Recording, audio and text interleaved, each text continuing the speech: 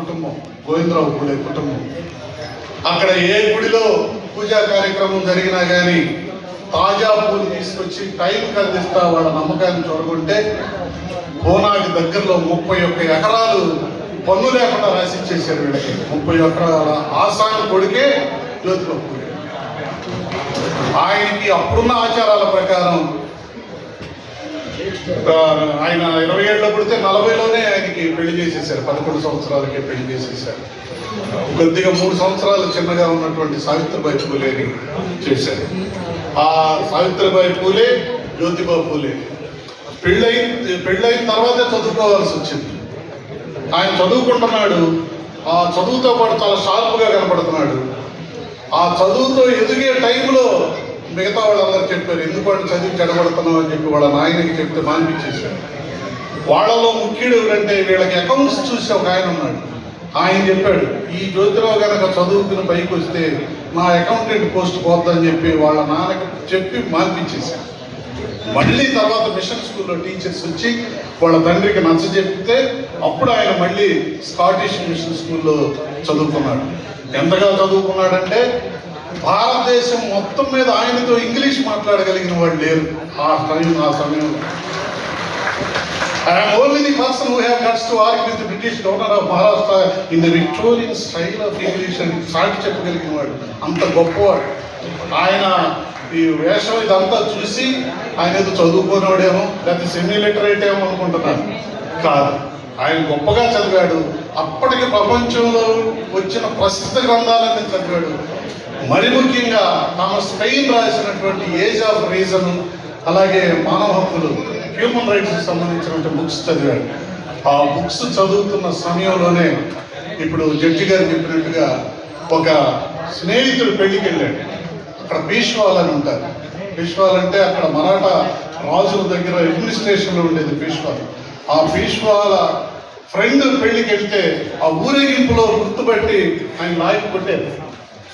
కొడుతుంటే ఈయన చేయి లేవట్లా. ఎవరన్నా కొడుతుంటే మన సీఈఓ గారు చెప్పినట్టు చెము కూడా కుడుతుంది కదా, కానీ ఈయన చెముకున్న రోషం కూడా లేకుండా పోయింది. అట్లా లేకుండా పోవడానికి పూలే ఉన్న అబ్బకుడా, పూలే ఉన్న బలహీనుడా, తెలివి తక్కువడా, ధైర్యం తక్కువడా కాదు. కరెక్ట్గా అంతగా 2 నెలల క్రితమే మహారాష్ట్రలో ఉన్నటువంటి బ్రాహ్మణ పూజారులను అవమానించారంటే ఆ అవమానించారని చెప్పి 2 బ్రిటిష్ ఆఫీసర్ని సంతలో చెరుగ్గడ తీసుకుని తరిమి కొట్టాడు.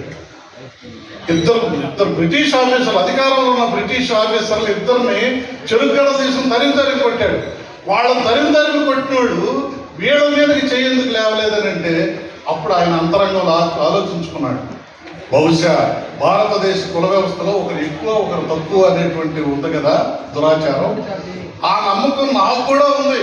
మాకున్నందుకే నాకు ఎక్కువ కులస్తుడు కాబట్టి నా చేయి పైకి లేవలేదని చెప్పి అక్కడి నుంచి ఆయనలో పరివర్తన మొదలైంది. ఆ పరివర్తన ఎక్కడ వచ్చిందంటే ఆయన ఒక ఆలోచనకు వచ్చేసాడు, విద్య లేక వివేకం లేదు, వివేకం లేకపోతే నీతి లేదు, నీతి లేకపోవడం వల్ల అభివృద్ధి లేదు, అభివృద్ధి లేకపోవడం వల్ల సంపద లేదు, సంపద లేకపోవడం వల్లే శూద్రులు ఇంత దీనావస్థలో ఉన్నారన్న నిర్ణయానికి వచ్చి విద్యని అందించాలని నిర్ణయించుకున్నాడు. అందుకే 1848లో మొట్టమొదటిగా మాలమాదిగలకి పాఠశాల తెరిచాడు. అప్పటి వరకు పాఠశాల లేదు, విద్య నిషేధం. మొట్టమొదటి పాఠశాల 1848లో చేర్చాడు. ఆయన 1848లో పాఠశాల తెరిచిన తర్వాత ఆ పాఠశాల మీద చాలా ఆంక్షలు వచ్చింది. అలా పాఠశాల తెరిచాడని చెప్పి అక్కడున్న పేష్వా పెద్దలు వెళ్ళి వాళ్ళ తండ్రికి చెప్పారు, నీ కొడుకును అదుపులో చేసుకో లేకపోతే మీ కుటుంబానికి గతులుండవు అని చెప్తే వాళ్ళ తండ్రికి నచ్చ చెప్పడానికి ట్రై చేశాడు. వినలా. పూలేకి తోడు సావిత్రిబాయి పూలే కూడా తోడైంది. వాళ్ళని అవటానికి బాల్య వివాహమైనా వాళ్ళే ప్రేమించేసుకున్న వాళ్ళు కాదు, లేదా ఒకే ఆశయం ఉంది కాబట్టి ఇద్దరు కలిసి పెళ్లి చేసుకున్న వాళ్ళు కాదు. కానీ అది అరేంజ్డ్ మ్యారేజ్ అయినా కానీ వాళ్ళిద్దరు ఆశయాలు ఒకటే అయిపోయినాయి. ఇద్దరు కలిసే ఉద్యమం చేస్తుంటే ఆయన గోవిందరావు పూలే నచ్చ చెప్పడానికి ట్రై చేశాడు. వినలా.